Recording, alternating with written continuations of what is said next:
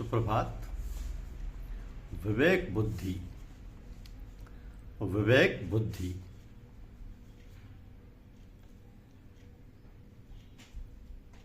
जीवन में क्या अच्छे से अच्छे कार्य कर सकते हैं उसका मनन करें और विवेक बुद्धि से विचार करते रहें। बहुत से बेकार असामाजिक कार्य और विसंगतियां स्वयं निकल कर भाग जाएंगी।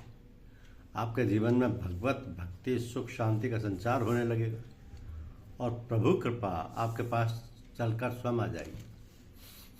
करना क्या है कि सिर्फ आदमी ही रोते हुए पैदा होता है, शिकायत करते हुए जीता है और हर समय ऊपर वाले पर नाराज होता है, वही ऊपर चला जाता है।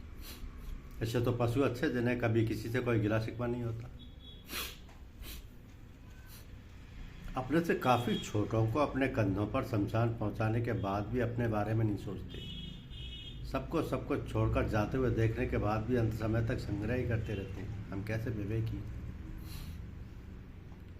माँ बाप और सभी स्वजनों को सभी प्रकार से सताकर फिर अपने पुत्र पुत्रवधू से अपनी सेवा चाहते हैं। हम कैसे अंधे व स्वार्थी। धन किसी भी प्रकार से छल कपट करके कमा लेते हैं और फिर उस धन से सुखी होना चाहते हैं। जैसे घुने सड़े बीज बो करके लहराती फसल देखना चाहते हैं। पता नहीं कैसे मूर्ख हैं। तमामों को खाली हाथ शमशान पहुंचा कर आए और पता है कि कुछ भी साथ नहीं जा सकता।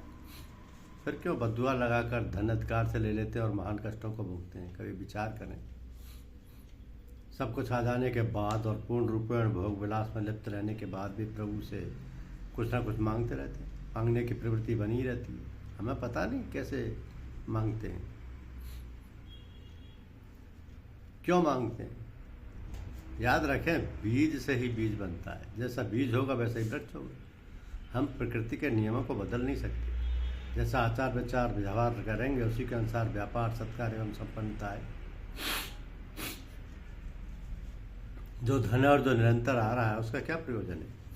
या हम पूरा का पूरा जीवन धन एकत्र करते हुए समाप्त कर देंगे क्या? इसीलिए हमें मानव जीवन में मिला है। थोड़ा सा विचार करें हम क्या कर रहे हैं और किस लिए धरा पर आए। सरल हृदय, अच्छा व्यवहार, सबका सत्कार, अपनी सीमित आवश्यकताएं, सात्विक आहार, परोपकार, समाज और देश प्रेम से ही हम महान श्रद्धावान और धनवान बन सकते हैं। अन्य कोई साधन नहीं है। तो अपनी उम्र को बहुत अधिक मानकर भगवत भजन, सत्संग, संत दर्शन और भी तमाम आवश्यक कार्य बाद के लिए छोड़ देते हैं, जबकि जानते हैं कि जीवन क्षणभंगुर है, अगले पल का भरोसा नहीं है।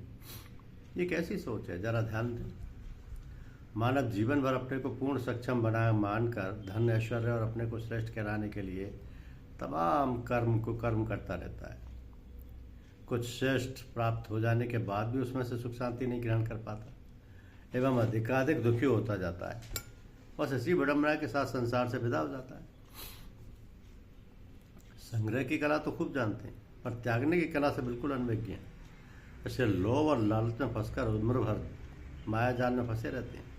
जो त्यागते हैं उनको माया स्पर्श भी नहीं कर सकती। सुख में परमात्मा से अपने को दूर कर लेते हैं, इसलिए वह सुख में सामने नहीं आता। धन्यवाद।